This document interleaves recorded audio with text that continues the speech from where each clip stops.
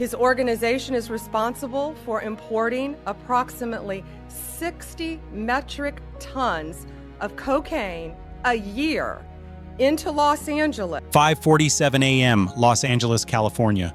Federal agents in tactical gear breach the front entrance of a nondescript warehouse in the City of Industry. Inside, they find 18 tons of fentanyl precursor chemicals, enough raw material to manufacture 12 billion lethal doses. The street value of the finished product, $1.4 billion.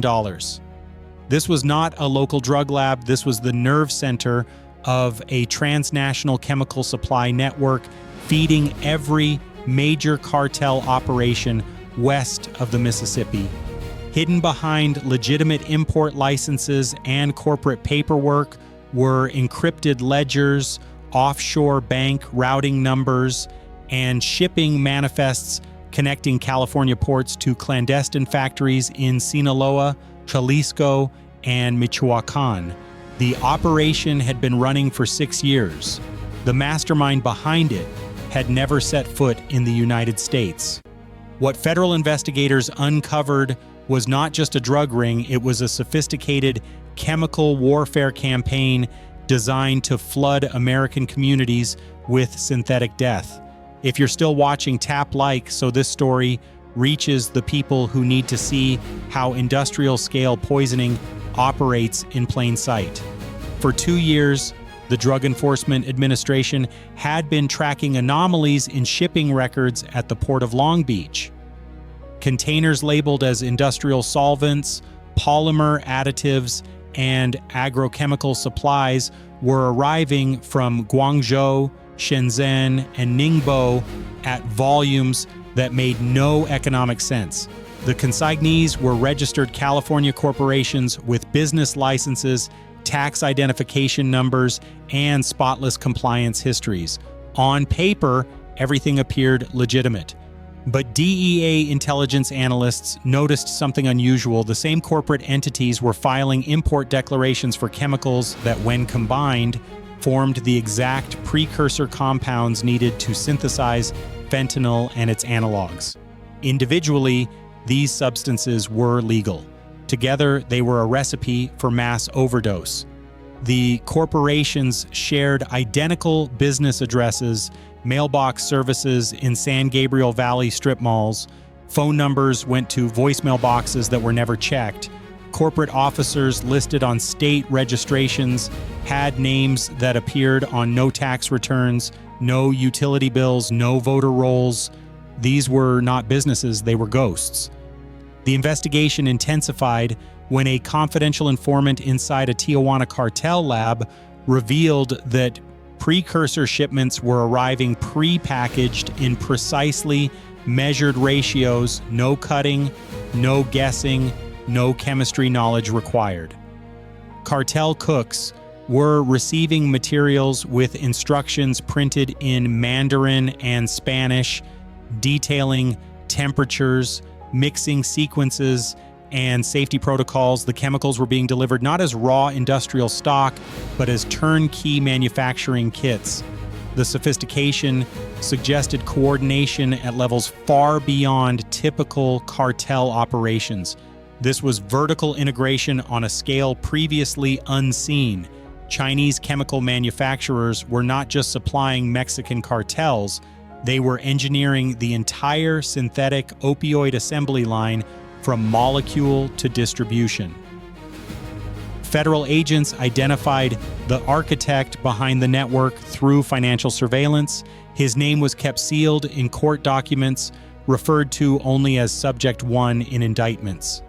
Intelligence reports identified him as a senior executive within a chemical conglomerate based in Wuhan, operating shell companies registered in Hong Kong, Singapore, and the British Virgin Islands. He controlled logistics networks that spanned 3 continents. Encrypted messaging intercepts revealed he communicated with cartel contacts using military-grade encryption, never phone calls, never emails, only ephemeral platforms designed to leave no trace. His companies maintained legitimate export licenses from the Chinese government. His products were sold openly on Alibaba and global sources. But hidden inside these legal frameworks were dedicated teams who customized shipments specifically for clandestine drug manufacturing. The operation was not underground, it was embedded within the global chemical trade itself. Subject 1 employed a laundering architecture designed to be invisible. Payments from cartel clients were routed through cryptocurrency exchanges in Dubai, converted into USDT stablecoins, then transferred to Hong Kong-based trading accounts that purchased shares in mainland Chinese tech companies. Those shares were liquidated within 72 hours, and proceeds were wired to manufacturing facilities labeled as operational expenses. The money passed through 14 jurisdictions before landing in accounts Subject 1 controlled. No single transaction exceeded reporting thresholds. No entity appeared on sanctions lists. Every step complied with local banking regulations. The elegance of it was chilling. A billion-dollar criminal enterprise functioning within legal boundaries, exploiting the seams between international regulatory systems. If this shocks you, imagine what's still hidden.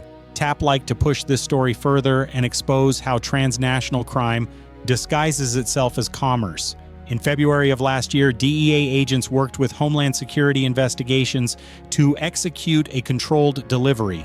A shipment of precursor chemicals cleared customs under surveillance and was tracked to a 40,000 square foot warehouse in Riverside County.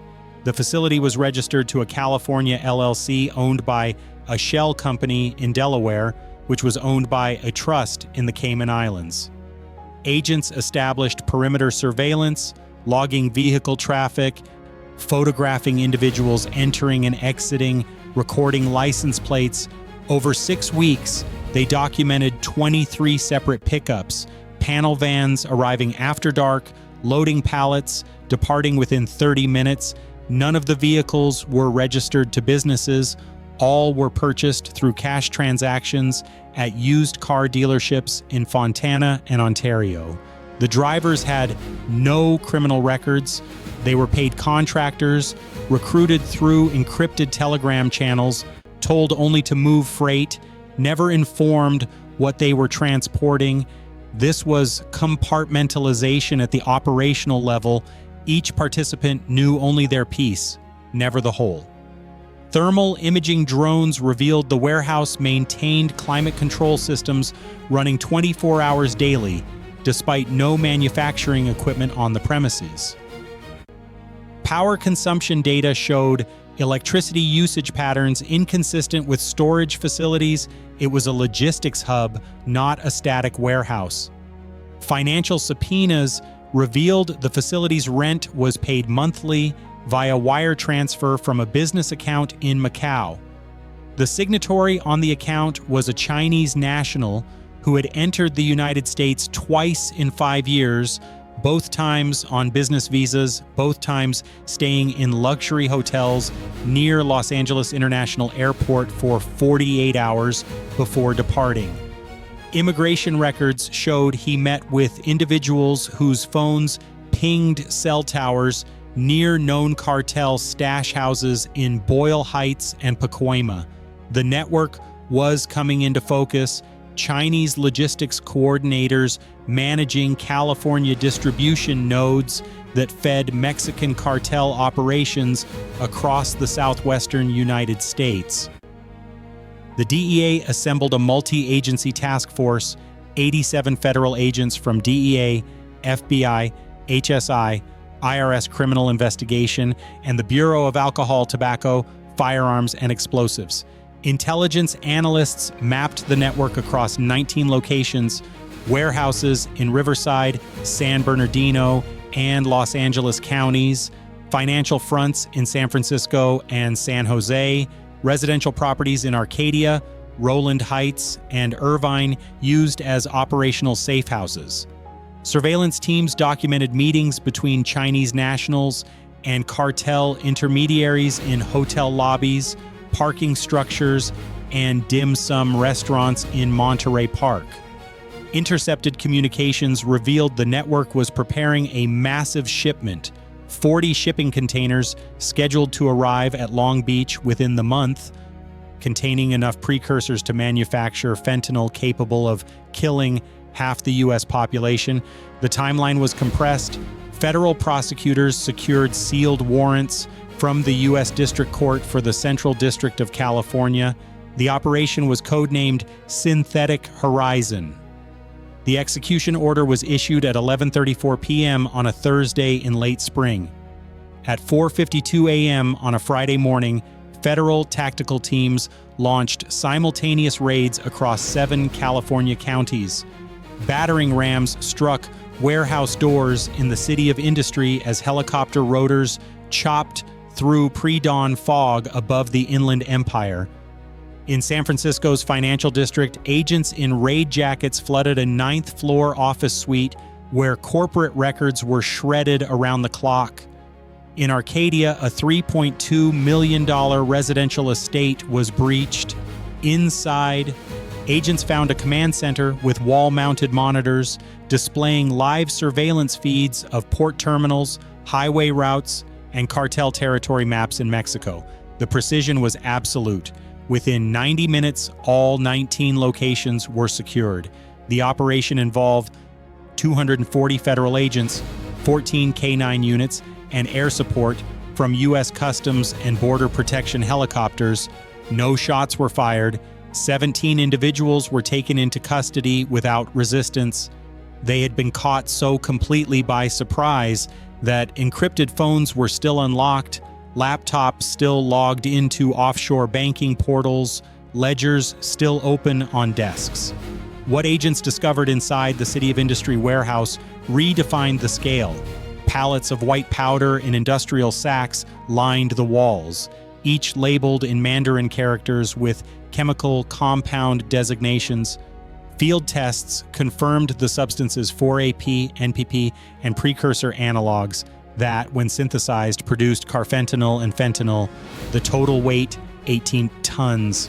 Alongside the chemicals were 200 vacuum-sealed bricks of U.S. currency totaling $23 million, 3 hydraulic presses, 40 industrial mixing drums, and shipping documents showing the materials had arrived over the previous 14 months through 11 separate container shipments. Hidden in a false wall compartment were 6 laptops containing encrypted spreadsheets, order logs detailing shipments to cartel cells in Phoenix, Albuquerque, Denver, and Las Vegas. Each entry included chemical quantities, delivery dates, payment amounts, and contact codes.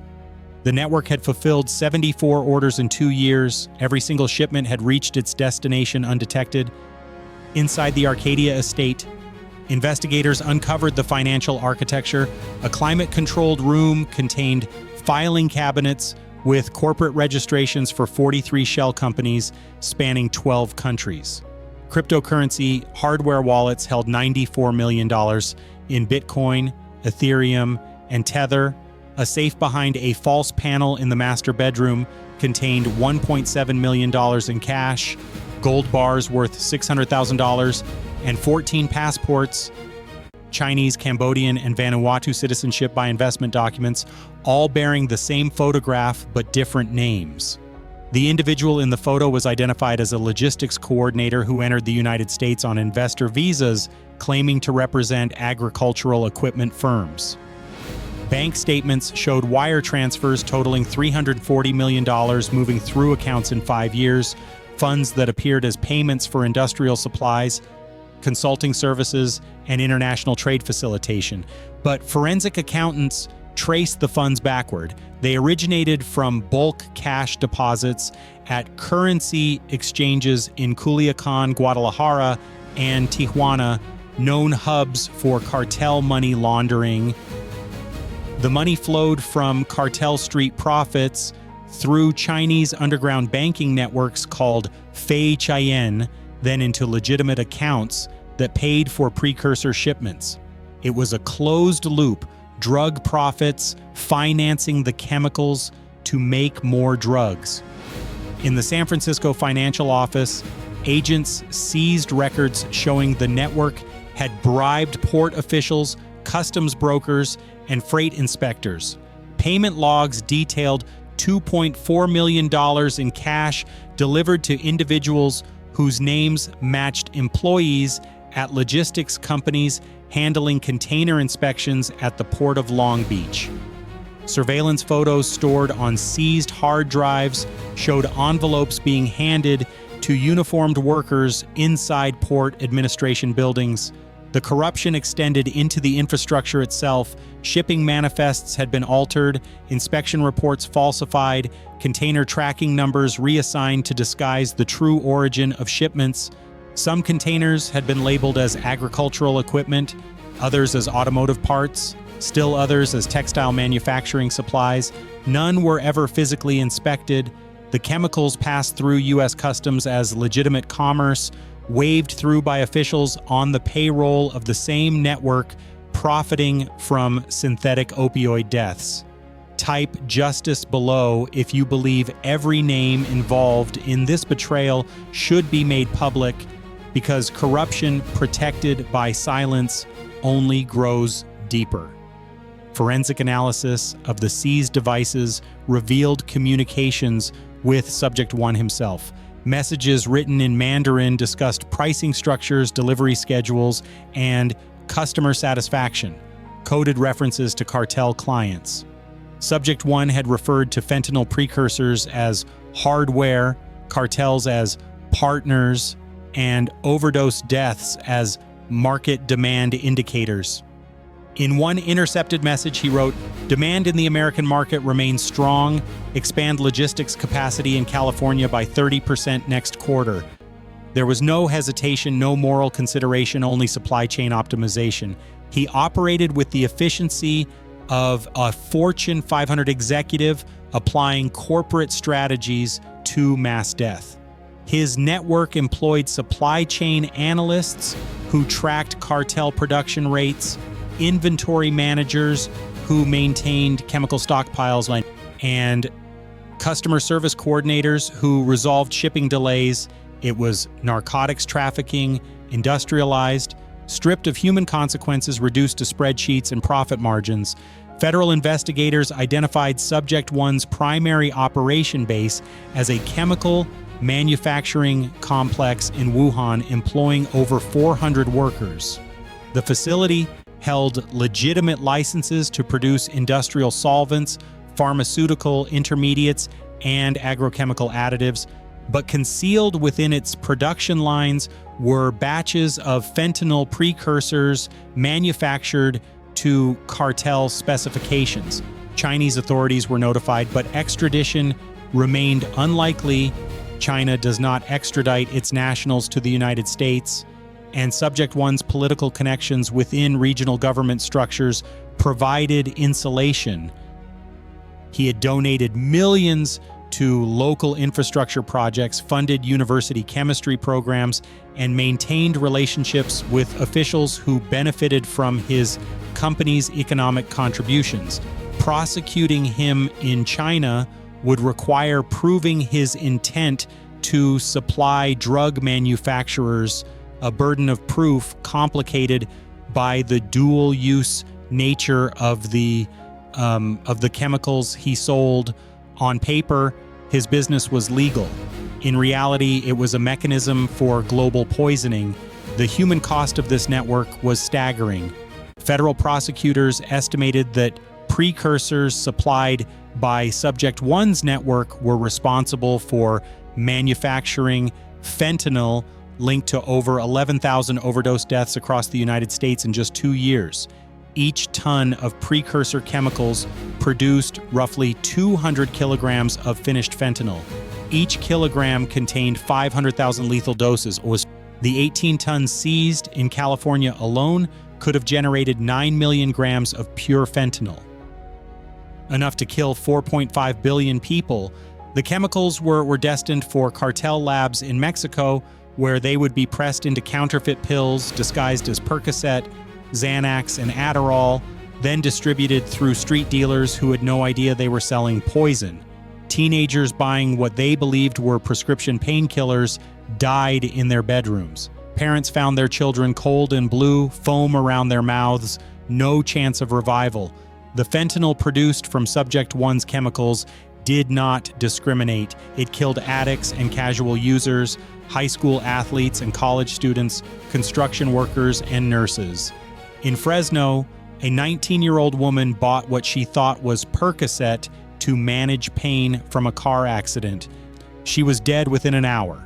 The pill contained fentanyl manufactured from precursors traced to the California network. In Bakersfield, a father of 3 overdosed on counterfeit Xanax purchased from a coworker. Toxicology revealed fentanyl concentrations 40 times higher than heroin. In Sacramento, EMTs responded to 7 overdoses in a single night, all linked to pills stamped with identical markings, all containing fentanyl from the same cartel batch. These were not drug addicts. They were people who believed they were taking regulated medicine. The deception was the weapon. The fentanyl was the bullet. And Subject 1's network provided the ammunition. If this enrages you, if you believe those responsible must be held accountable, comment "no more" and share this story, because every minute it stays hidden, the poisoning continues on. The DEA traced financial transactions showing Subject 1's network had expanded operations into synthetic cannabinoid precursors and methamphetamine reagents. This was not a fentanyl-only operation, it was a full-spectrum synthetic drug supply chain. Intercepted purchase orders revealed cartels were requesting chemicals for producing super meth, a crystalline methamphetamine variant with higher purity and longer-lasting effects. The network was pivoting to meet demand, diversifying its product line like any adaptive business. Subject 1 had even explored supplying precursors for synthetic cathinones, bath salts. Anticipating future market trends, his operation functioned as a pharmaceutical R&D division for the cartel industry, providing chemical innovation, quality control, and reliable delivery. He was not merely a supplier. He was a strategic partner in the industrialization of addiction. At the federal courthouse in downtown Los Angeles, 17 defendants appeared in shackles for initial hearings. Charges included conspiracy to distribute controlled substance precursors, money laundering, operating a continuing criminal enterprise, and importation of hazardous materials. Prosecutors filed sentencing enhancement notices citing the volume of chemicals and the number of deaths linked to the network. If convicted on all counts, defendants faced mandatory life sentences without parole. Defense attorneys argued their clients were low-level logistics workers, unaware of the chemical's purpose, merely moving freight for paychecks. But evidence presented by federal prosecutors demolished that narrative.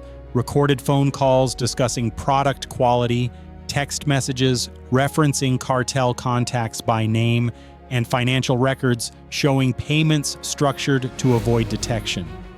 These were not unwitting laborers. They were knowing participants in a transnational drug conspiracy that prioritized profit over human life.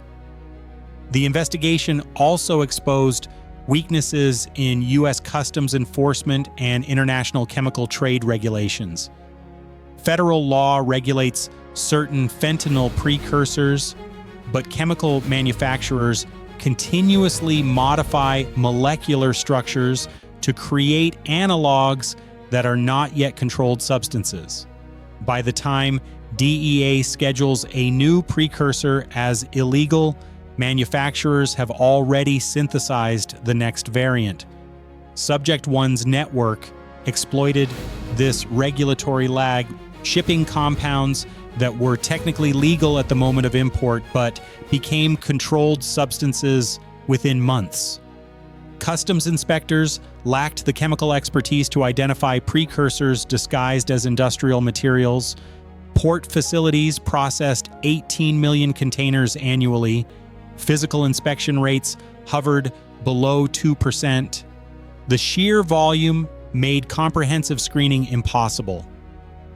Criminal networks understood this vulnerability and weaponized it, embedding poison inside legitimate global trade.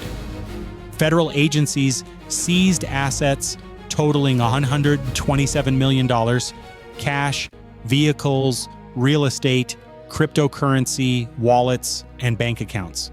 The warehouses, once operational hubs for death distribution, were emptied and secured as evidence sites. Chemicals were transported under armed guard to DEA laboratories for analysis and eventual destruction. The financial accounts were frozen pending forfeiture proceedings, funds that would be redirected to victim compensation programs and drug treatment services, but the money recovered represented only a fraction of the network's total profits. Investigators estimated Subject 1's operation generated over $1.4 billion in revenue across 6 years. Most of that wealth remained hidden in offshore accounts, real estate holdings under false names, and cryptocurrency wallets whose private keys were known only to Subject 1 himself. He remained beyond reach, operating from within China, insulated by jurisdictional boundaries and political protection. Community response was swift and anguished. Parents who had lost children to fentanyl overdoses attended press conferences holding photographs of their sons and daughters, demanding accountability. Advocacy groups called for stricter port inspections, harsher penalties for precursor trafficking, and international pressure on China to crack down on chemical manufacturers supplying cartels. Local officials in cities ravaged by the opioid epidemic, Fresno, Stockton, Modesto, demanded federal action beyond arrests, calling for systemic reform of customs enforcement and chemical trade regulations. The pain was raw, the anger was justified, trust in institutions weakened when communities realized the chemicals killing their children had been flowing through California ports for 6 years, while federal agencies struggled to coordinate investigations across jurisdictional boundaries. The system had failed, and people were dead because of it. Federal law enforcement emphasized this was not the end.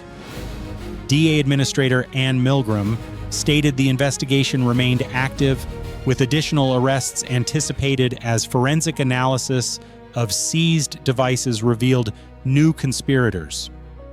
Homeland Security Secretary Alejandro Mayorkas announced enhanced screening protocols at West Coast ports, deploying chemical detection teams and increasing coordination with Chinese customs authorities. The Department of Justice unsealed indictments against 4 additional individuals believed to be operating in Mexico and China, fugitives who would be arrested if they ever entered U.S. jurisdiction. But those familiar with transnational criminal networks understood the reality. Subject 1 would not be extradited, his operation would reconstitute under new shell companies, and the flow of precursors would resume through alternate routes. This was a battle, not a war. The victory was significant but temporary. The deeper truth was unsettling. The California network was not an anomaly, it was a model. Intelligence reports indicated similar operations were functioning in Texas, New York, and Georgia, each using variations of the same playbook: shell companies, encrypted communications, port corruption, and transnational coordination between Chinese suppliers and cartel distributors. The industrialization of synthetic drug manufacturing had shifted power away from plant-based narcotics like cocaine and heroin toward laboratory-produced opioids and stimulants that required no poppy fields, no coca farms, no agricultural vulnerability. A single shipping container of precursor chemicals could generate more profit than 10 tons of cocaine, with lower interdiction risk and faster production cycles. Now, cartels were transitioning from agricultural enterprises to chemical manufacturers and the suppliers, enabling that transformation operated from jurisdictions where U.S. law enforcement had no authority. This was not just a drug crisis, it was a national security threat. Fentanyl and its analogs were weapons-grade substances. 2 milligrams could kill an adult, amounts invisible to the naked eye. The same chemicals being trafficked for profit could be weaponized in terrorist attacks, used to contaminate water supplies, or deployed as aerosol agents in enclosed spaces. The expertise required to synthesize these substances was being commodified, sold as a service by networks like Subject One's. The line between criminal enterprise and chemical warfare was eroding. The threat extended beyond addiction and overdose. It touched public health infrastructure, emergency response capacity, and societal stability itself. If you made it this far, you see what most choose to ignore. Comment your thoughts below. Hit like so this story breaks through the algorithms designed to bury uncomfortable truths, and share this with anyone who believes the system will protect them without accountability. The fight continues, but only if people like you refuse to look away. The California fentanyl precursor bust was the largest chemical seizure in DEA history, but it was one operation within a global network that spans continents, currencies, and cultures. Subject One remains free, his factories remain operational, and new shipments are undoubtedly being prepared at this moment. The individuals arrested in California will be replaced, the shell companies will be re-registered under new names.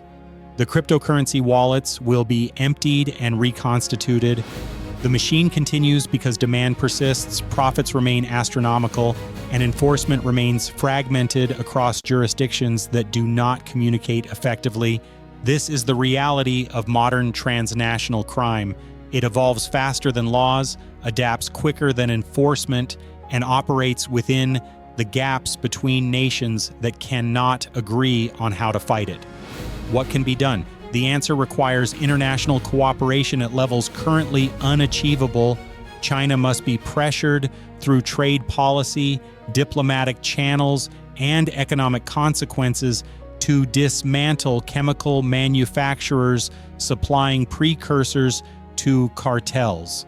U.S. Customs Enforcement must receive funding, technology, and personnel to inspect containers at rates sufficient to deter smuggling. Financial institutions must be held accountable for facilitating money laundering through willful ignorance of suspicious transactions.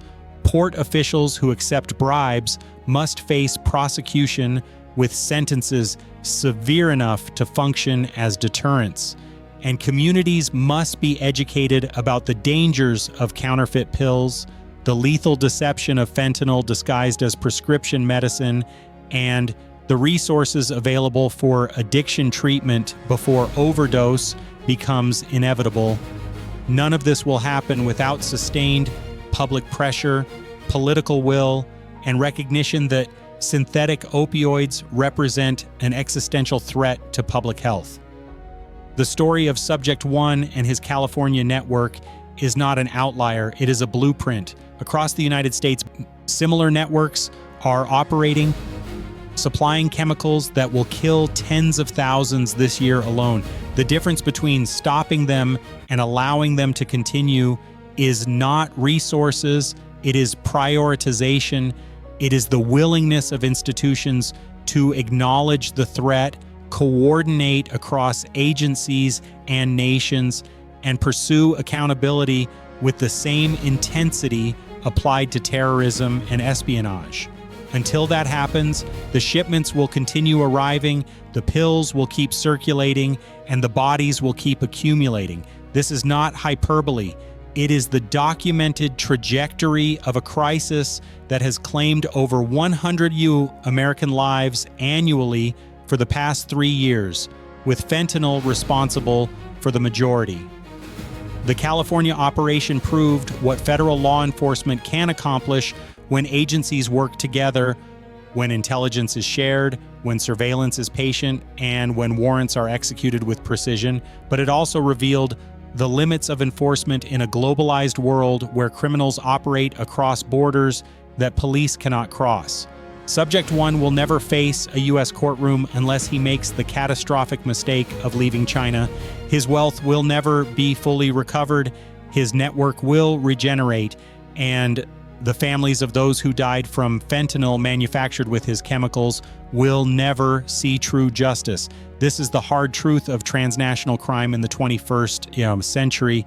Victory is measured not in elimination, but in disruption, not in endings, but in delays. The 18 tons of precursor chemicals seized in California will never become fentanyl. The $127 million recovered will never fund another shipment. The 17 individuals arrested will spend decades in federal prison, their lives forfeited to consequences they chose when they prioritized profit over human life. But somewhere in Wuhan, in a factory operating under legitimate licenses, workers are mixing the next batch of precursors. Somewhere in Guangzhou, a logistics coordinator is filing paperwork for the next container shipment. Somewhere in Los Angeles, a new shell company is being registered, a new warehouse leased, a new route planned. The network was damaged, but it was not destroyed. And as long as demand exists, as long as cartels need chemicals, and as long as suppliers like Subject 1 remain beyond the reach of justice, the cycle will continue. This is only the beginning. The fight continues. And it will take more than raids and arrests. It will take a society willing to confront the systems that allow industrial-scale poisoning to operate within the framework of legal commerce. Comment your thoughts, share this story, make sure silence does not protect those who profit from death.